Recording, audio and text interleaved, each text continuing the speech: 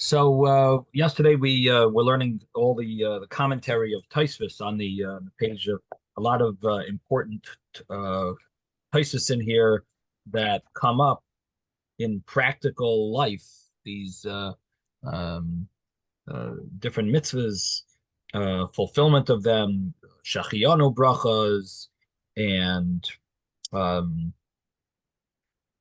the raya, the din of if you see uh, seeing a mitzvah being done, the tefillin, if it's touching the tefillin, do you say a bracha? And so these were quite a practical halachas here on this page. In general, what brachas do? When do you say shachiyanu? We had in Tosfos. So we've got a lot of practical halachas here. So yesterday we did the Tosfos in on the page, and let's just do a fast review. So the first one was Ha'isa Sukkah Liatzmai. So the first Tosfos was dealing with um, when a person uh, builds a sukkah for himself. So it implies that if you build a sukkah for someone else, then it would be a different halacha. You wouldn't say the bracha. So Tosfos mentions that it is a little complicated of a discussion here, but basically the shehecheyanu bracha that would be recited when you build a sukkah for yourself. Again, this was on the top of the page. Oisa sukkah liatzma, the sixth line on this page on 46a. So it says you do say a shehecheyanu bracha. So the thing is that a person recites a shachiyanu according to this opinion. You say a shachiyanu when you build a sukkah for yourself. That would be really a bracha that's only on a beginning of a mitzvah. You built the sukkah, but you're not dwelling in the sukkah. So it's not a completion. The mitzvah has not been completed yet. And now, if you build the sukkah, but you still say shachiyanu according to this Tosafta. Okay, you say shachiyanu. We'll see later that we don't follow that, but this is the Tosafta. But it does say that you'd only say that if you're going to be dwelling in it. Someone else, if you're building it for someone else, then you don't say that. So how do you differentiate? Why if you do it for yourself, you can say the shachiyanu for someone else, you don't. So on this, it has to do with the fact that the shachiyanu bracha needs to ultimately reach a stage where you are going to finish the mitzvah. So, yeah, you say shachiyanu, you built it, nice, and you could say shachiyanu if you built it for yourself. Why? Because even though this is the beginning stage, but you are going to end up completing that stage by doing the mitzvah in its completeness when you dwell in the sukkah. But if you're building it for someone else, you're not going to, that mitzvah that you're building the sukkah is not going to end up being completed by you. And therefore it would, you would not be able to recite a shachiyanu if you build it for someone else. Again, so in other words, what we're sort of balancing here is the fact that on the one hand, you didn't complete the mitzvah, but yet we are letting you say a bracha. On the other hand, you will complete the mitzvah later. That's why it's okay. But if you build it for someone else, you are not completing the mitzvah ever because you're not going to be dwelling in that sukkah. Someone else is dwelling in that sukkah. And therefore, that's why the wording of the Gemara was Isa Sukkah Liatzmai. The next Tosfos was talking about why some mitzvahs have shachiyanu, some don't. And Tosfos went through the concept of that Tosfos says that first thought of Tosfos is that has to do with simcha, that only holidays that are connected or events that are connected to simcha, that's where you would have Hallel. And basically, Tosfos is trying to differentiate between certain times when you don't say Hallel. For example, I'm sorry, you don't say Shachianu. Taisus is trying to explain when you say Shachianu and when not. And Taisus says that it's based on Simcha. So because of that, if according to that answer, it's based on Simcha. Whenever there's joy, you say Shachianu. Based on that, it's supposed to clarify when you do and when you don't. So now so what does that mean? So we spoke about the cases where you don't say Shachianu, which was when you build tefillin, when you make tefillin, when you make tzitzis, and those you don't say Shachianu. Why not? Because there's no mitzvah of simcha over there. There you don't have a mitzvah of simcha when you make tefillin. Again, it's from time to time. You're not doing this every day. We're not asked to say Shachianu when you place tefillin on. We're saying say Shachianu when you make a pair of tefillin and when you make tzitzis. So on that, so Sukkah in Lulav, you do say Shachianu. Simcha, it's connected to the holiday of Sukkot. But with regard to making tefillin and tzitzis, that would not be connected to a mitzvah of simcha, and therefore you would not say Shachianu there. And then the other two problematic cases are Mila and Halal. Why don't we say Shachianu by Halal? Why don't we say Shachianu by Mila? So Mila, you would have to come on to this concept of the fact that it's not a full simcha because of the pain, and Hallel, you have to say that it's recited even on days that you don't have simcha. Rosh Chodesh is not a day of simcha; it's a special day. You could call it a semi-holiday, but it doesn't say simcha by Rosh Chodesh. And because of that, because Hallel is recited on other times, so therefore it's not called, you wouldn't say Shachianu, because Hallel is not specifically connected to Simcha because of this concept of because there's times when when you say Hallel and it's not simple. So you don't say Shachianu when you say Hallel. And then Taisus says there's another answer, another way of answering this question, and that is that the concept of mizman lizman means that it has to be something that's done on a specific time of the year. It has to be a set time, and that's when you say Shachianu. Something that's on a set time, you say Shachianu. So making a sukkah, making a lulav, putting together your lulav, it's all connected to the holiday of Sukkot. It's connected to the set time. You could say Shachianu. Making tefillin, making tzitz is not connected to any specific time of the year. So that was the reason that you wouldn't say Shachianu there. What about bris milah? It's not specific time. You don't have a kid could be born any day of the year, and it's. And then the mitzvah of Hallel, you don't say Shachianu because Hallel, even though there are specific times when Hallel is recited, but it's really meant to be instituted any time that we're saved from any time of distress and calamity. So therefore, it's not connected specifically to a specific time of the year, and therefore you don't say Shachianu by Hallel.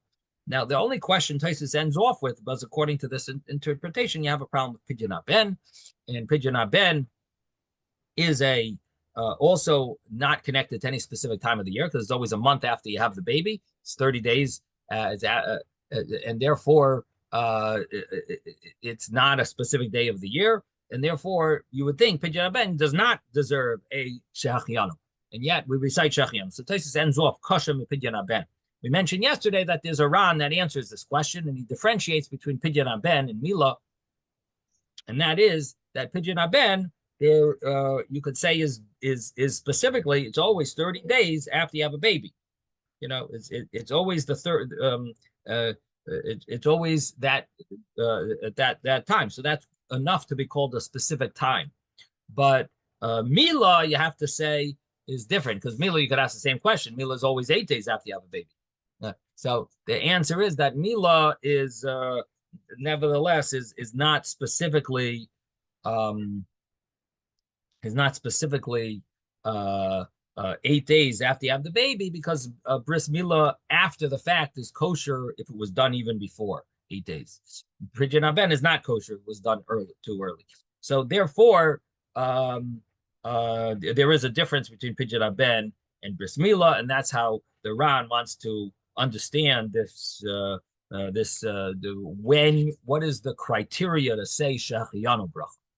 So we mentioned yesterday that this would, this would give us an understanding. Also, maybe bar mitzvah, why you don't say a shachiyanu.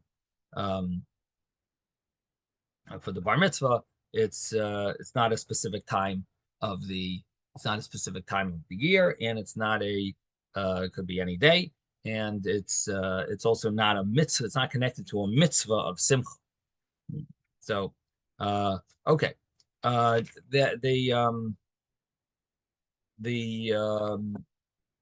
next Taisus talked about the dwelling in a sukkah, and after you said shachiyana when you built it, would you say again a shachiyana when you dwell in the sukkah?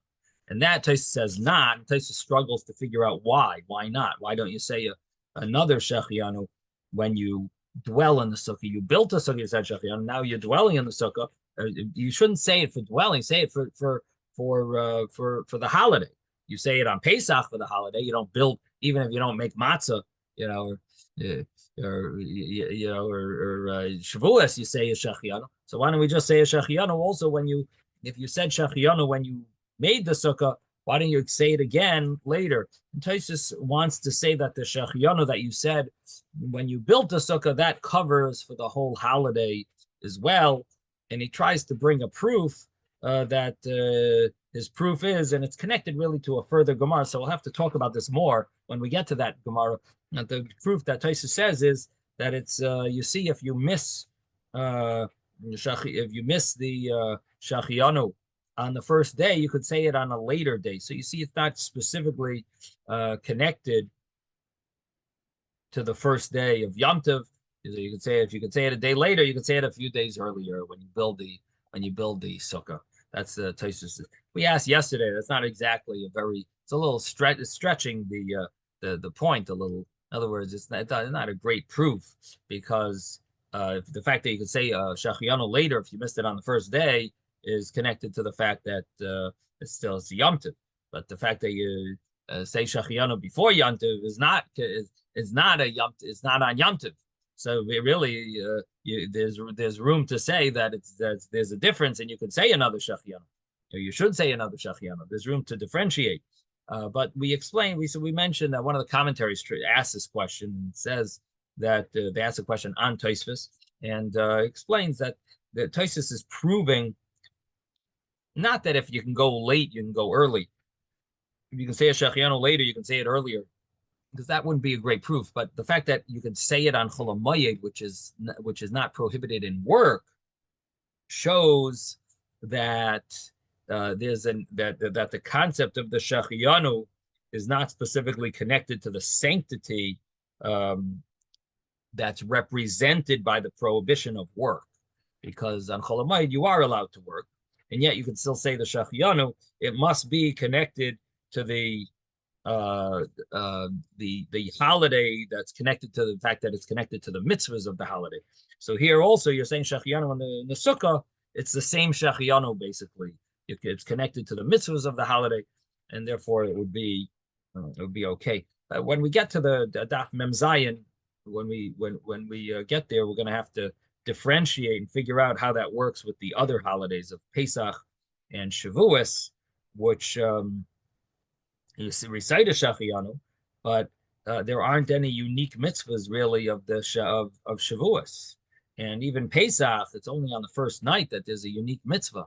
So what would be the halacha if you miss shachiyanu on the first night, or in Israel, would you be able to say on Pesach a shachiyanu on the other nights? In other words, if it's connected to the mitzvahs of the holiday, So on Sukkahs, you could say, well, it's connected to Sukkah, it's connected to Lulav, but how does Tosfos develop his answer? How does it work out with Pesach and Shavuos? We'll have to see when we get to that Gemara. The next Tosfos talked about the bracha of Lishmar Chukav, which we went through about. We discussed the fact that this is a bracha Lishmar Chukav is based on a Gemara that talks about the prohibition of wearing tefillin at night. And we mentioned that the prohibition of wearing tefillin at night is, according to some, is a biblical law because it says, so it's from day to day. It says about the tefillin, it has to be only days and not nights, and therefore it's like a biblical command not to wear tefillin at night. And then when you take off the tefillin before night, it would be there's a reason to say you're doing a mitzvah by taking off your tefillin because you're not allowed to wear tefillin at night. So by taking off your tefillin, you're doing a mitzvah, and therefore the rabbis established a bracha of lishmar chukav. Again, this is for those opinions that hold that it's biblical. For that opinion, it says in the Gemara that these are the Westerners would say this bracha lishmar chukav. So Tosfos basically wants to say that what bracha would you say when you kiss your tefillin? Because our Gemara mentions this bracha that mentions that there were those that would say such a bracha. The rabbis of the Beis Medrash of Rav Ashi, they would touch it. They would say a bracha. What bracha are they saying? They can't say lahaniach tefillin. Tosfos is bothered with that. They can't say the bracha lahaniach tefillin because you don't put the tefillin on. So Tosfos wants to say probably that bracha that we're keeping Hashem's statutes. Now we mentioned yesterday that it really depends on how you learn that exposition of that pasuk, because the pasuk, there are two ways to learn it. One way of learning that pasuk where it says that you should keep these statutes about the tefillin from days to day. So one way of learning it is that the pasuk is specifically telling you that you keep this statute of only wearing tefillin by day and not by night. That's one way of learning. The other way of learning it is keep the statutes of tefillin generic. That's a general law. Keep the statutes of tefillin. And by the way, it's biyamim yamima. Tefillin is yamim yamima, is by day and not by night. Now, if you learn it the second way, that it's only by day and not by night, but it's the pasuk is really a generic law that you got to keep the statutes of tefillin. So then you could say, oh, that's a nice bracha. Lishmar chukav, I got to keep the statutes of tefillin. It sort of like applies to all different statutes. So to apply not to wear tefillin at night, you would say the bracha when you take off your tefillin before night because it applies there. It could apply to touching your tefillin, that you want to always keep your mind on it, never remove your mind from the tefillin. It's don't divert your attention away from the tefillin. Fine, you say the bracha lishmar chukav. So that's what Tosfos is understanding it. However, there are Rishonim that learn it the other way, that lishmar chukav is specifically taking tefillin off before it's dark. You can't just say, oh, well, let's say that bracha all the time. No, the whole meaning of it is lishmar chukav, to keep your statutes. That is vishamartes chukah. That's based on a pasuk that specifically talks about taking tefillin off at night, not about touching your tefillin. So there, it wouldn't make sense to say the bracha lishmar chukav.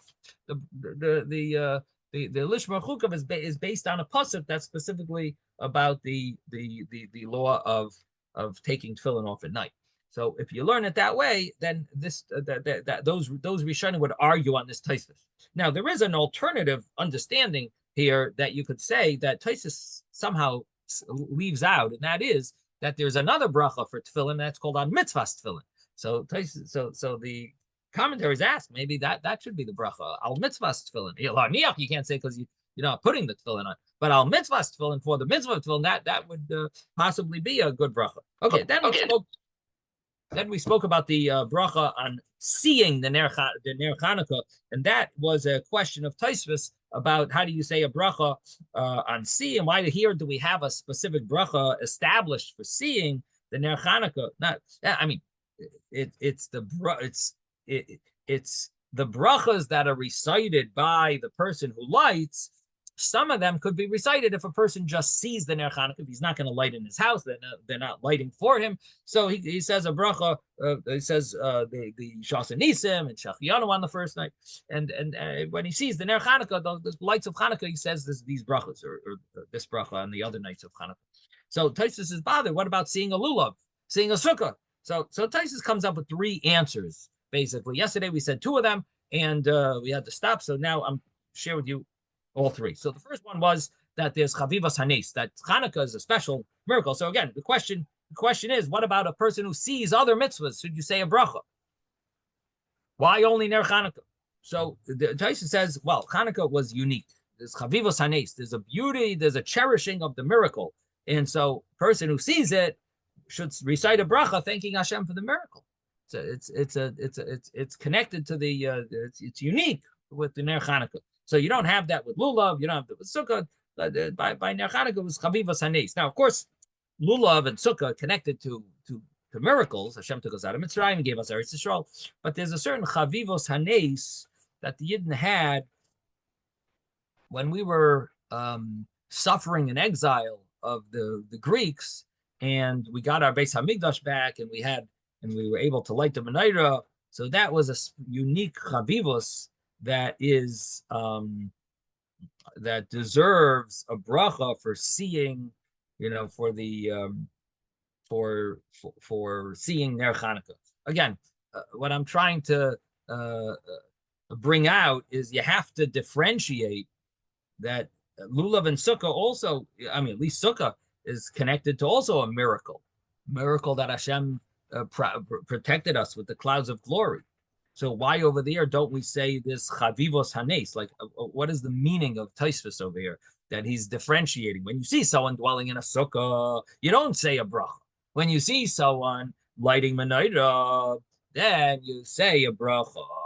Why? Because menorah is chavivos hanes, cherishing this miracle. What about the miracle of Yetzias Mitzrayim, of the fact that Hashem protected us? So how do you understand Tosfos's answer? How do you differentiate that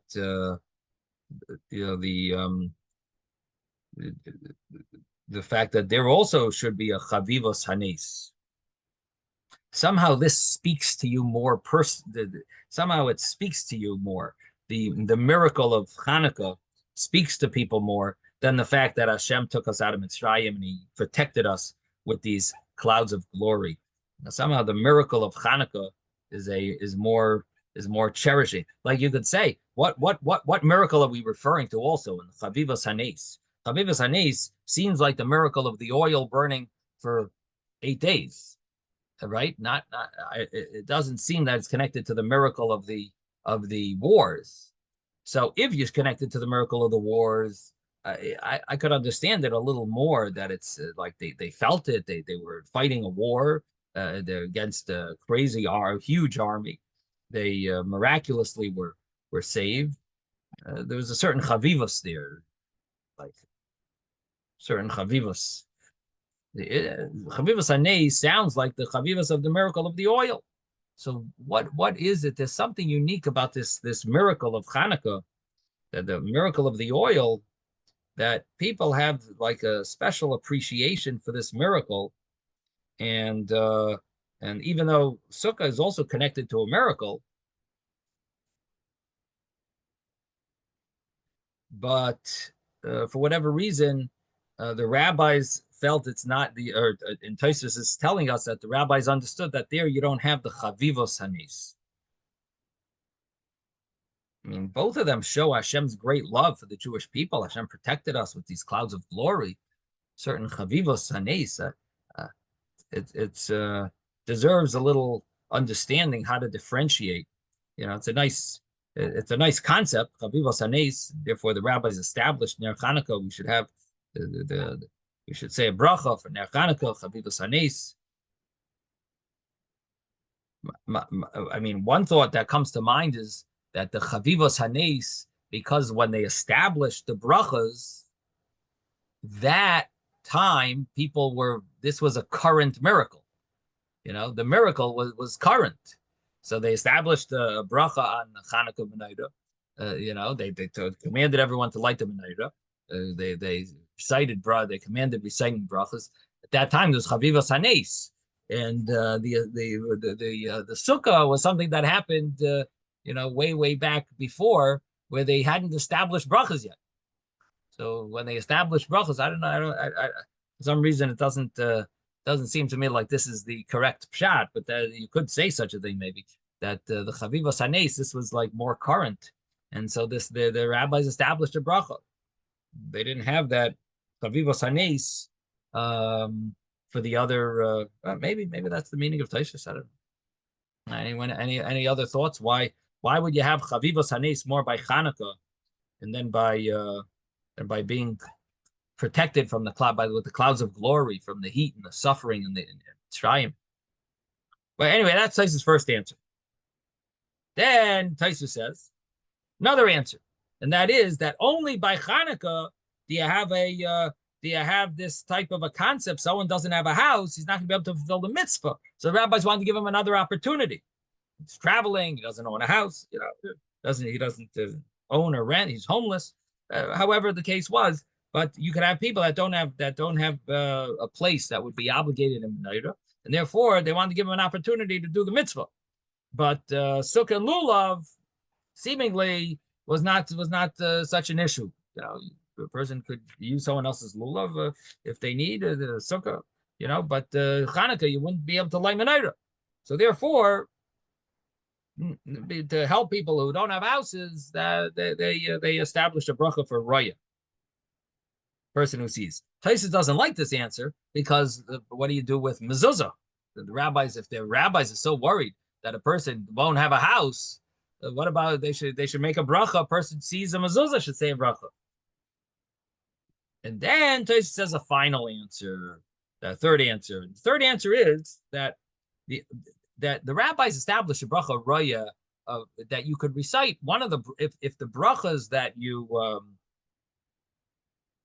the person who does the mitzvah recites, if you could use those brachas, the rabbi said, say them also if you see it. The rabbis didn't institute a new bracha for a Raya, someone who sees the mitzvah. Rabbis didn't institute that. The rabbis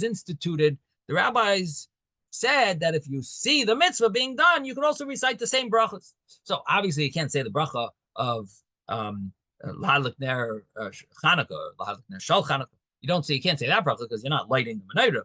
But you could say Shas Nisim and you could say Shachiyanu. So because these brachas are applicable to someone who sees it, the rabbi said, not only do you say it if you're doing the mitzvah, you see it, you also could say these brachas that are applicable. Again, it has to be applicable, but you could say you're a raya, you're someone who sees the mitzvah being done. You could say the bracha. However, the other cases, lulav, sukkah, and mezuzah, all of these cases, none of those brachas would be transferable. By menorah, by ner Chanukah, the brachas are transferable. These other brachas are not transferable. Oh, here's the bracha sheker deshanu b'mitzvayis v'tzivanu al netilas lulav, for shaking the lulav. I'm not shaking a lulav. I'm just seeing. I'm not eating. I can't say leishe basukah. I'm not eating in a sukkah. But the Chanukah brachas are transferable. The rabbi said, okay, or raya should also say them. A person who sees he's not going to be able to light in his house. He doesn't. He's homeless or whatever. Or he's traveling. So at least he says a bracha when he sees. Okay, so that's basically a chazara of yesterday's class. Now continuing. So back to the Gemara. We're on page 46a.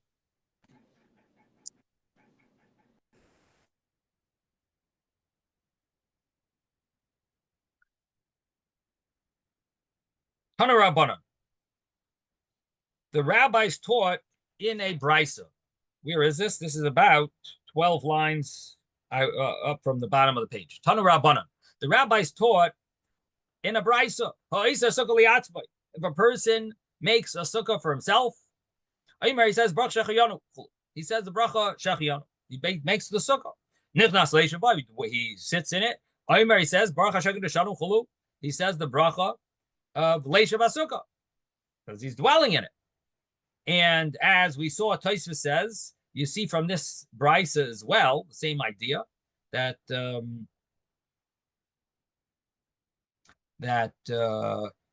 it doesn't mention that when you sit in it, you should also say Shachianu. It doesn't say that. It says you say the Shekid Shanu b'mitzvah. It says that bracha, which again proves Taisus' point that you don't say Shachianu a second time. If you said the Shachianu when you built it, you built the sukkah, you don't say a Shachianu a second time. Okay, now comes the next thing, and that is that what happens if the sukkah is built already? You don't have to build it. So if you could add something new to it, different opinions what that means. That's something new.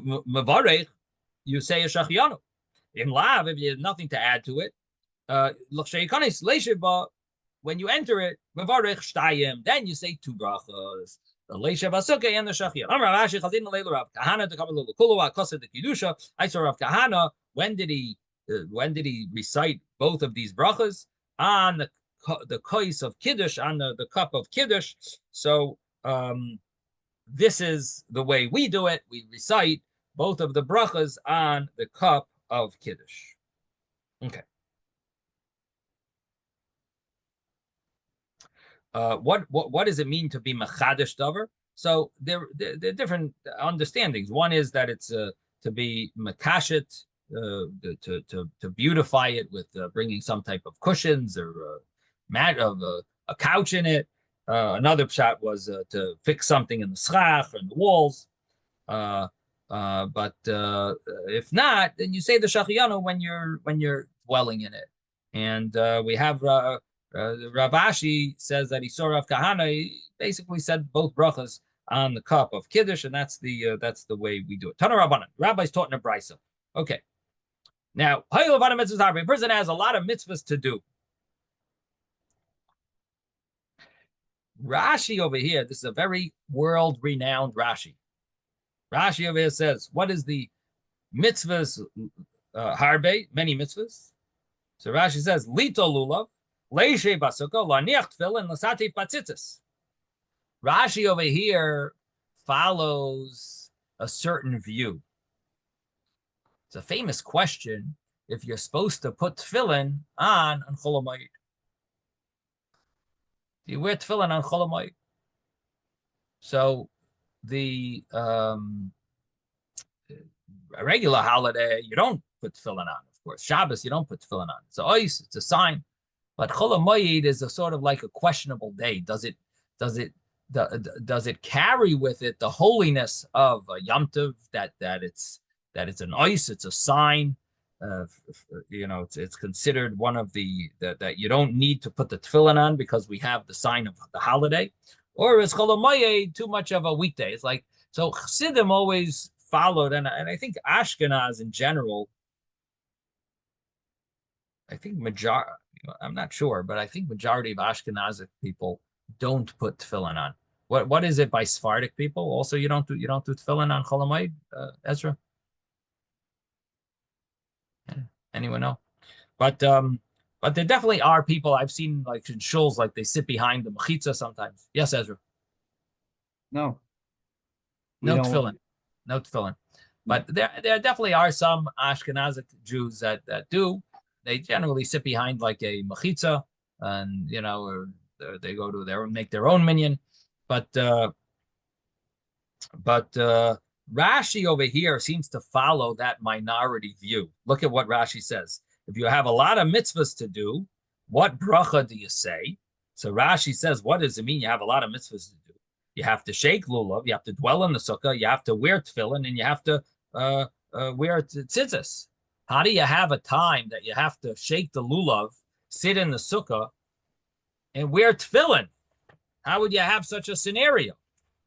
So it comes out, it seems to be a little hint over here that Rashi holds that you wear tefillin on Chol HaMoed. That's the only time that you would have mitzvahs harbe. You'd be wearing tefillin and dwelling in a sukkah and shaking lulav.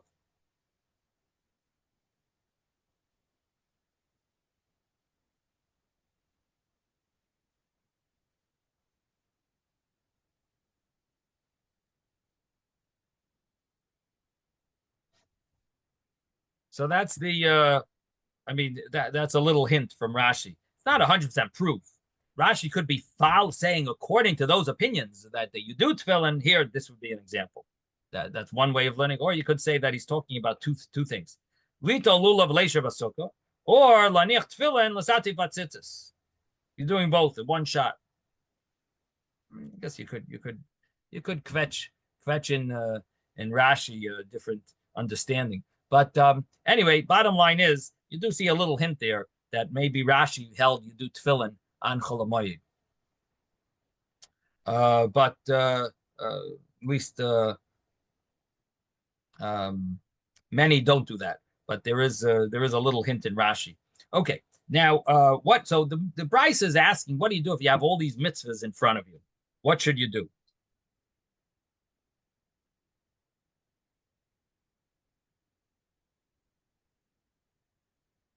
What should you do? So the Bryce says, Oimeri says, Baruch Asher Kedushanim V'Teisav V'Tzivanu ala mitzvahs. Make a general bracha ala mitzvahs. Rabbi Yehuda Oimer says, B'Baruch Kolachas V'Yachas B'Fnei Atzmi. You have to say a bracha on each one on its own. Each one you say a bracha that's fitting for it. Am Rab Zera V'Tema Ruchanin Bar Papa Hilchazak Rabbi Yehuda. So Rab Zera and some say Ruchanin Bar Papa says the halacha follows Rabbi Yehuda. Am Rab Zera V'Tema Ruchanin Bar Papa. My time, you're Rabbi Yehuda. And he says, what's the reason? The Chsiva says, Baruch Hashem Yom Yom. Bless Hashem each day. So what does that mean? That you don't say you don't thank Hashem every night, only by day. It's not saying by day and not by night. It's saying each day you do it specifically. Today I won, my stocks went up. Tomorrow, this good thing happened. The next day, my daughter got engaged. The next day, this. Each day, you have to thank Hashem. Everything that's fitting for that time.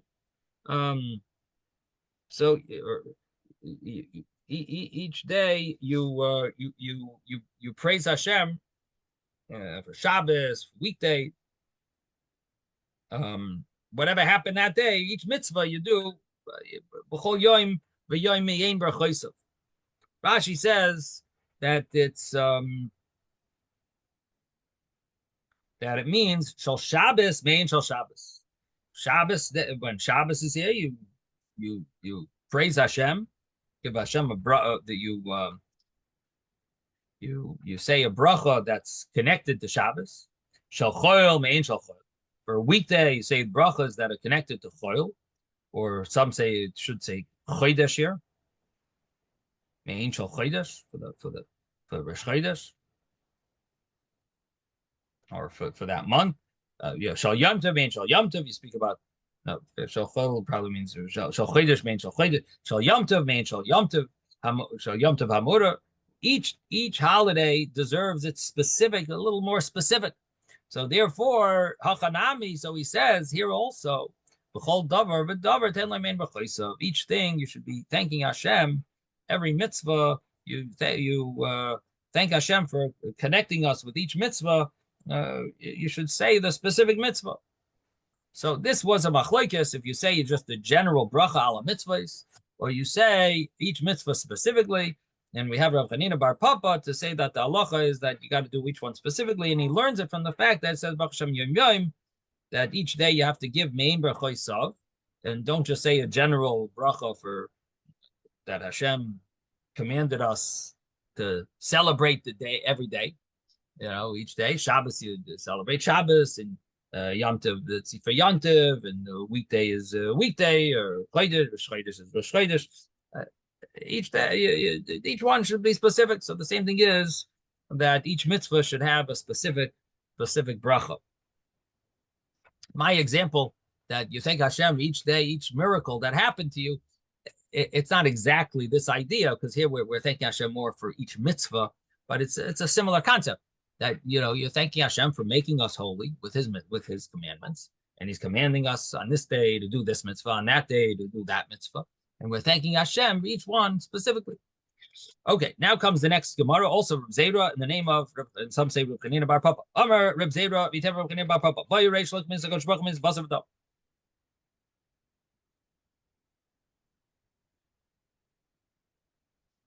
come and see that Hashem's ways are not the same as humans' ways. Means the way of a human, Kli Reikon, Machzik, an empty vessel will contain what's in it. We just turn the page, 46b. Male Einai Machzik, a complete, something that's filled, will not be able to hold what you add to it. There's no space to add something else.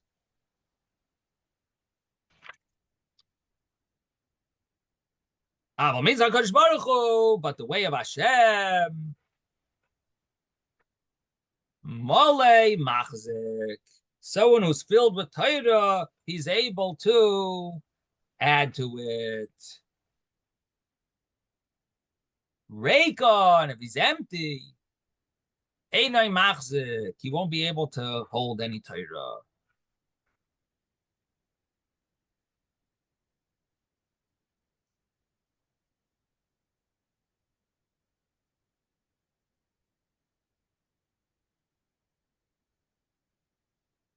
What's the source?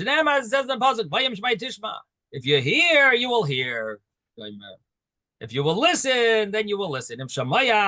If you listened when you were young to learn Torah Tishma, you'll be able to learn what you add to it. And Vim Lav, and if not, Loisishma, it's not going to be easy for you to hear afterwards. So the way of Hashem is the opposite of the way it works in physical. And this is really connected to like anything that's physical. You can't fit more. Once something's full, you can't fit anything else there. But spiritual matters like wisdom, it's unlimited. It's unlimited. You could keep on pouring in. And what the Gemara understands is Im Shamaya Tishma, if you didn't learn, if you don't learn when you're young, you will have a harder time. It's going to be much harder when you are older. Or if you Davar Acher, another pshat, Im Shamaya B'Yashon Tishma B'Chodesh. If you reviewed the stuff that you studied already, so you're going to be able to learn new stuff. And you'll be able to understand new stuff. If you divert your heart away from what you learned, not to review, shuv laisishma, you're not going to be able to learn more. You won't be able to understand. In other words, the review will help you. It'll help you be able to have a much easier time to continue absorbing new stuff. Okay, so that's the end of this little extra piece here where it talks about what Reb Zeta said, and some say Reb Chanina Bar Papa said, a little agadata, a little insight. Of course, it deserves understanding. What's the what is it really emphasizing to us? The importance of reviewing, the importance of learning when you're younger, importance of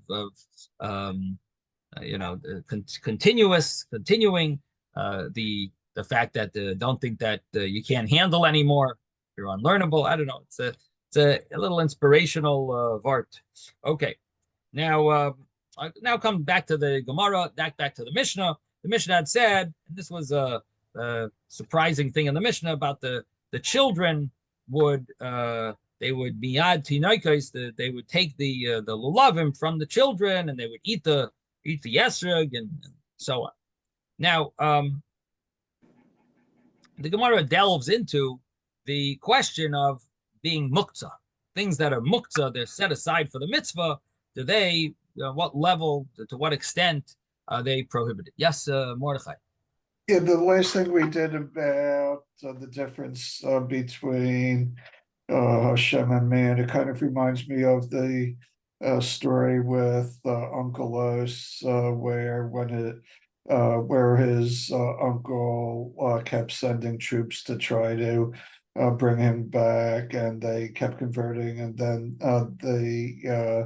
his uncle told the last group of troops don't engage in conversation with him, and then Uncle Os said, "I just wanted tell you one thing about how Hashem is different from a man. That when there's a group of people, say like a lower ranked one will carry a torch for the higher ranked one, so on and so forth. Whereas in the Midbar, Hashem led the way for the Yid, and they were, of course, lower ranking than Hashem, and that caused that group to be misguided also. So that's similar to the fact to which piece over here? About the difference between Hashem and man.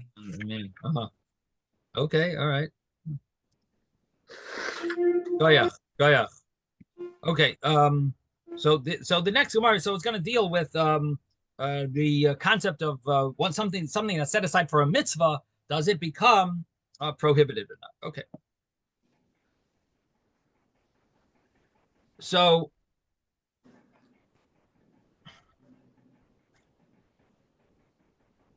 Amar Rabbi Yochanan says, Esrog b'shviyei asur. The esrog is prohibited to eat the esrog is prohibited to eat on the seventh day on Hoshana Rabbah. What do you mean? I finished the mitzvah with it. I finished using it. No, you can't have it. You can't eat it. It's asur. Bishmini mutter. Bishmini it's permissible. Sukkah filo bishmini asur. But sukkah, to benefit from the sukkah, let's say to take the wood from the sukkah, you want to use it to heat up the fire. In Yom Tov, you can use wood to make a fire. You can't start a fire. You can spread a fire, heat the food. So you want to use the sukkah. Sukkah is afilu b'shmini asura, even on Shmini Atzeres, it's asur, talking about Eretz Yisrael, and you wouldn't be allowed to. What's the difference?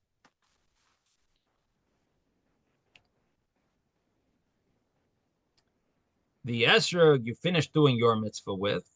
Nope, you can't use it. The shvi, but Shmini Atzeres, the sukkah. The sukkah on Shmini Atzeres is asur. How about the esrog on Shmini Atzeres? The esrog on Shmini Atzeres is permissible. So what's the difference between the esrog on Shmini Atzeres? Fine. Let's say the esrog, you could say, well, I used it today for the mitzvah. I still prohibited till the next day. Oh, then why by Shmini, by Sukkah? Sukkah I'm not using on Shmini Atzeres. Sukkah should also be permissible. It's the next day. So lulav is permissible on Shmini, on the 8th, and sukkah is not permissible. It's prohibited on the 8th. Reish Lakish Amar esrog afilu b'shvi'i nami mutter. Reish Lakish says the esrog even on the 7th day is also permissible to eat after you fulfill the mitzvah. You could even eat it on the 7th day. Now, the understanding is that once you did the mitzvah with it, according to Reish Lakish, that's good enough. So we have a famous two brother-in-laws arguing, Rabbi Yochanan and Reish Lakish, and the Gemara asks Michael Miflagi, what are they arguing about? And the Gemara says that they are arguing about Mar Savar the mitzvah iskatzoi. One says it's set aside for the mitzvah, and after you do the mitzvah, it's no longer set aside. And Umar Savar L'Kula Yama iskatzoi, and the other opinion is that no, it's not for the mitzvah. Rabbi Yochanan says it's the whole day. The whole 7th day becomes asur. You wouldn't be allowed to eat it even after you did the mitzvah with it. It becomes asur the whole day. In other words, Rabbi Yochanan is understanding it similar to the laws of Shabbos. Muktzah for Shabbos works that way. That once something is prohibited, it's not just prohibited, for the beginning, for when you're using it. It's muktzah for Shabbos, it's muktzah the whole Shabbos. Reish Lakish says, no, this is a inyan of muktzah for a mitzvah, not exactly the same laws as Shabbos. And so therefore, Reish Lakish says, once you did the mitzvah with it, it should be permissible. Okay. The Gemara says, now we're going to take advantage of our Mishnah. Let's see if we can prove from our Mishnah either way. So Reish Lakish wants to prove his point to Rabbi Yochanan. He wants to say, once you finish the mitzvah, you could benefit. It says, what would they do after the ceremony of the Arava ceremony? They would slip out the lulav from the hands of the tinai, and they would eat their asraigim. The Gemara says, my love, what is the case here? Isn't it hu hadin l'gedolim? Isn't it mean that even the adult ones would also be permissible to eat? And as the Mishnah talks about slipping the children ones because it's easier, but it sounds like it was permissible to have the adult esrogim, and they finished their mitzvah, and it should be okay to eat the esrogim. So it seems like a Mishnah follows me. Reish Lakish tells Rabbi Yochanan. The Rabbi Yochanan says the Gemara answers, "Loi, it's not a proof, because you could say it's not so. Loi, that's not so. That it's hu adin l'gedolim. The same thing applies to the adult esrogim."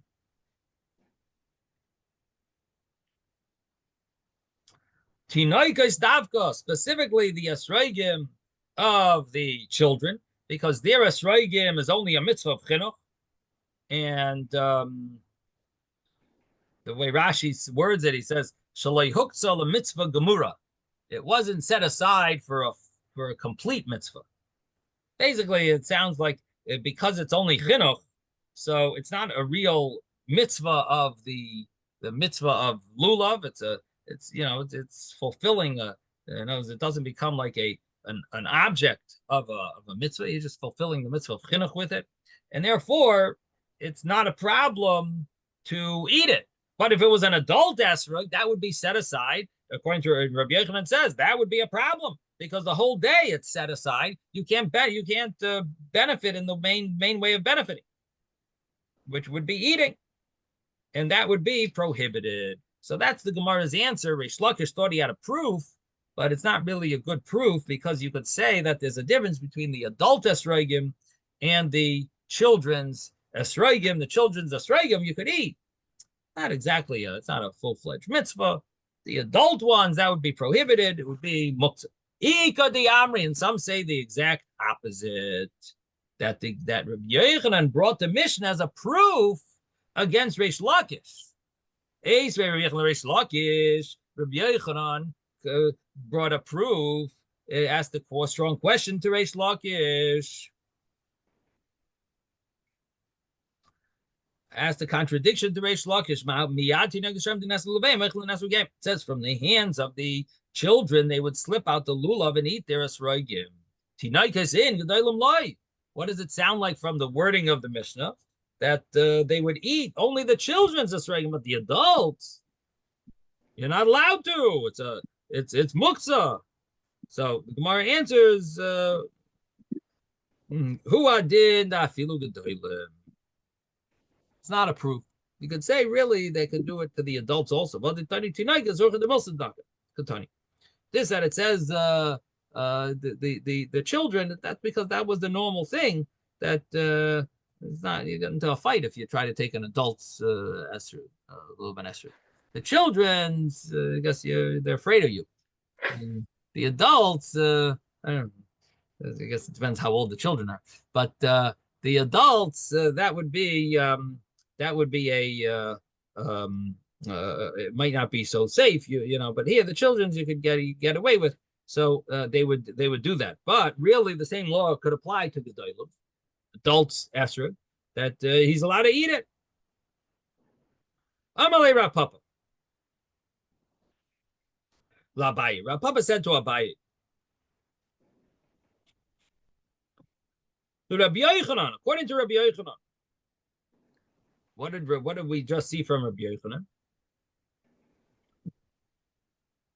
Rabbi Yochanan had said if we look back that Rabbi Yochanan said, what was Rabbi Yochanan's statement about when you're allowed to eat the esrog?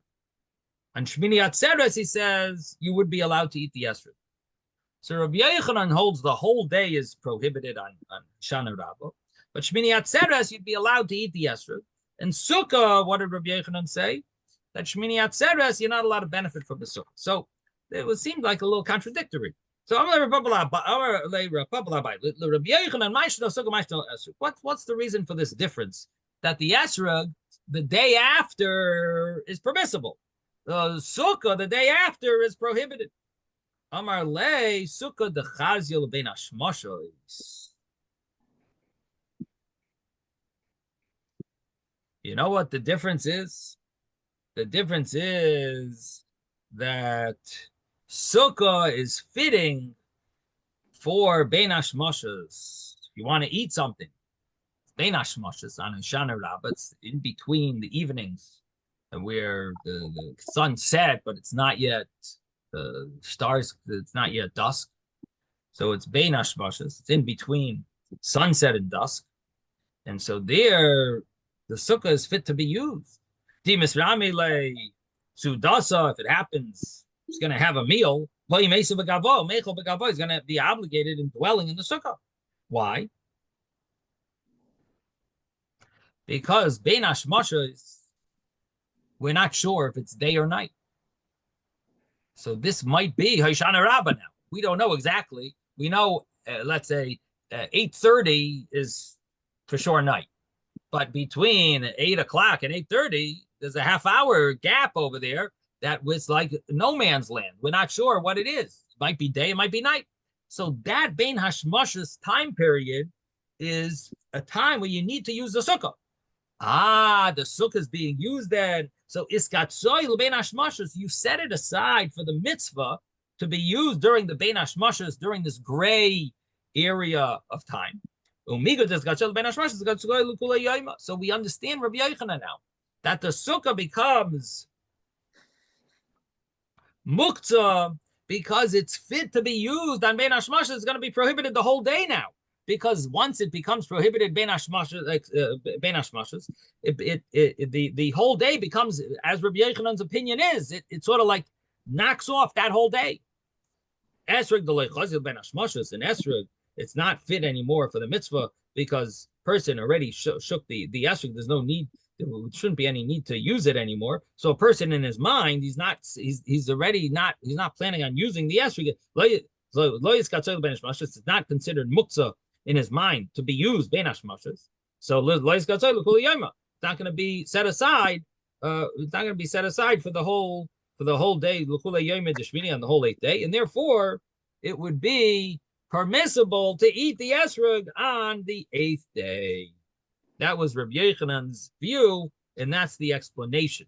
Now, what would happen if a person didn't shake lulav yet, and he's coming home late, and it's already shkia, and he didn't shake lulav?